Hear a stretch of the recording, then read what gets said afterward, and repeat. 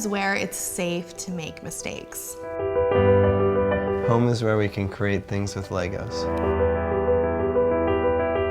Home is where we watched our grandkids become brother and sister. That's right. Home is where we can laugh together as a family or cry together. I think the first time you meet a child that's going to come into your home and that you're going to care for, it really breaks your heart and it opens your eyes to a whole nother world. You really see that the need is real, and you also see that these are just kids and they're just like your kids. One of the things that Foster VC Kids encourages foster parents to do is to walk alongside the biological parents as they're going through their process, and hopefully the kids are being reunited with them.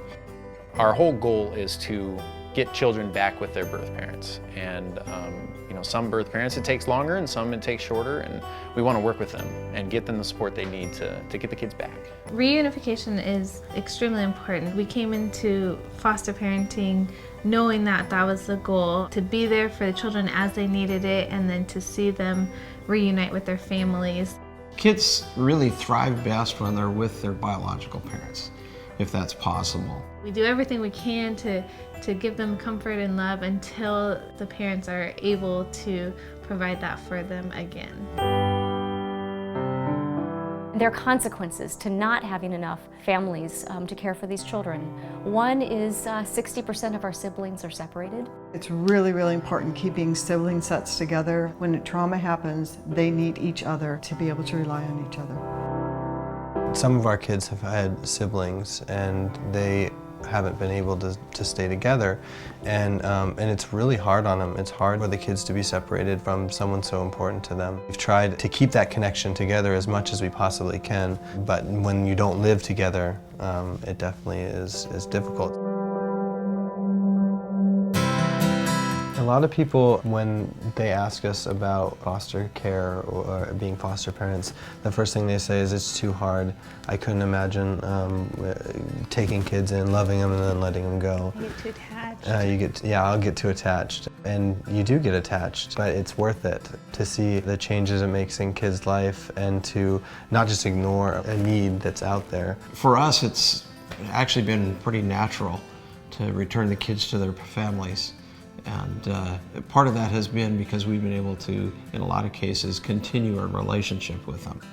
So we're not really letting go, we're just returning and adding to our family. Mm-hmm. And that's part of the reward, I think, for us, is not just caring for the kids, but it's also working with the parents and to some degree mentoring the parents and encouraging them. It's relational with them too. It is, very It's much. awesome. And when we can be a part of the whole entire family unit, that brings us a lot of satisfaction. Mm-hmm.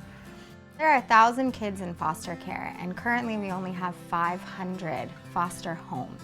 That's half of what we need to have in order for these kids to be in the environment for them to thrive. It's really easy if you're making lunches for your 5-year-old to just make another lunch. And those are things that don't take a lot of time and don't take a lot of money, and they're things that anybody can really provide for these kids.